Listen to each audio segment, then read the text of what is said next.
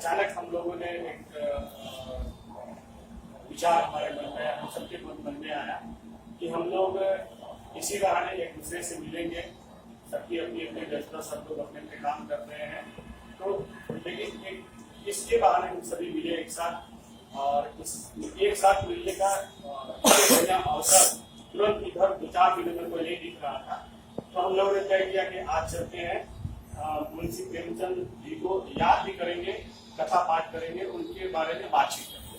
तो बहरहाल आज हम यहाँ हैं निर्माण कला मंच परिसर में। अभी आपने देखा अभिषेक आनंद ने 2 बैलों की कथा का बहुत ही अच्छे तरीके से उन्होंने उसका पाठ किया, और उसके बाद में सबसे पहले हम लोगों ने इनको पुष्पांजलि अर्पित की।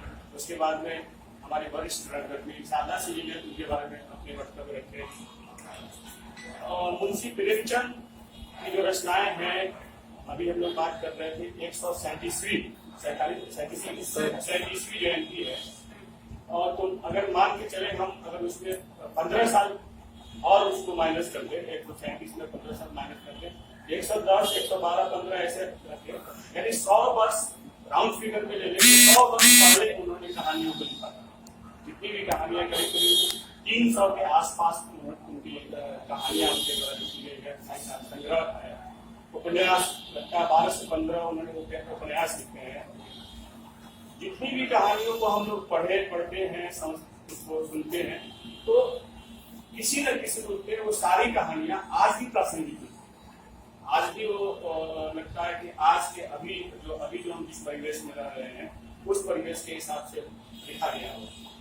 या वो नमक का दरोगा की बात करें, मुझे भी याद है कि हम लोगों को पाठ्यक्रम में नमक का दरोगा जो था, वो किस तरह से शायद उसी कहानी का हिस्सा है कि आप जो हमें आमदनी, जो हमारा तनख्वाह जो होता है, वेतन जो होता है, वो ईद का चांद के समान। उसमें तुलना किया गया कि वर्ष में एक बार ईद आता है, तो वेतन जो है ईद के चांद के समान है।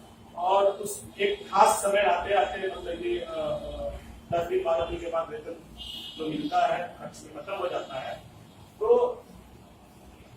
लेकिन आप लोग इसको कंटिन्यू अगर करें तो उसमें इसी से जुड़ा हुआ है कि वो क्या बोलता है, जो रिश्वत जो लेते हैं उसका कुछ अलंकरण किया गया कि रिश्वत किस रूप के समान है। क्या उसमें है, जैसे कि नमक के दारोगा में कुछ है, उसमें है कि रिश्वत को तुलना किसी और से किया गया, और इसको एक साल की मतलब जो तनख्वाह जो मिलती है, तो आज भी वो प्रासंगिक, आज भी देखें। और आज तो शायद अब ये भी बात चलने लगी है पूरे ग्लोबल लेवल पर कि जिस भ्रष्टाचार, वहां भ्रष्टाचार की उन्होंने चिंता की। उस कहानी से, नमक के दरोगा की कहानी के माध्यम से भ्रष्टाचार की बात हो रही है। तो आज तो ये भी चर्चा होने लगा है कि भ्रष्टाचार को ही लीगलाइज कर दिया। ये भी मतलब कि बहुत सारे वक्ताओं, बहुत सारे आर्टिकल्स आप पढ़े सुनते होंगे कि इस तरह से भ्रष्टाचार मतलब कि हमारे जीवन में घुस चुका है कि मांग ये उठने लगी, क्यों नहीं इसको लीगलाइज कर दिया।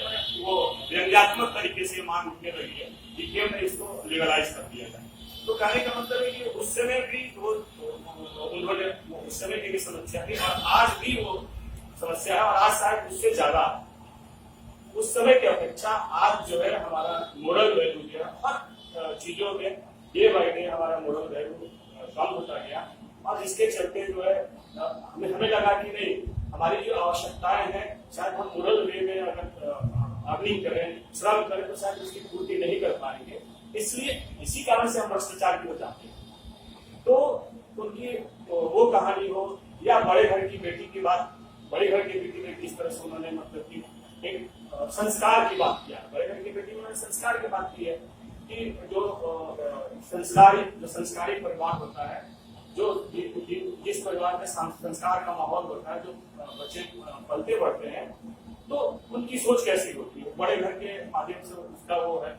फिर आप आज भी देख लीजिए, आज भी वो स्थिति है, विवाह के माध्यम से देख लीजिए, जिस तरह से उसमें जो गरीबी का जो चित्रण है, आज भी क्या हम मतलब कि हम ये अगर 120 करोड़ 25 करोड़ हमारे नेता बोलते हैं 125 करोड़ हो गए, तो आज भी तो वही कम हो गई स्थिति है। आज भी दीपावली, ईद, होली सबके लिए मायने थोड़े रखता है।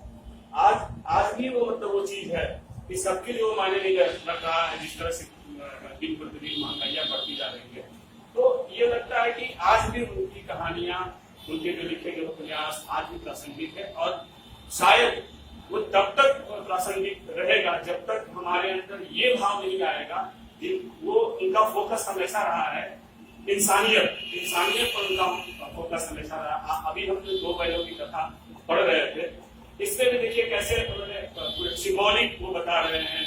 दो हीरा और मोती को अलग अलग स्वभाव में बांट दिए हैं कि भाई वो फोकस उनका वही है, और वो बल भी दे रहे हैं जो दोनों में जो जिसके अंदर दयालुता ज्यादा है उस पर ज्यादा वो फोकस कर रहे हैं।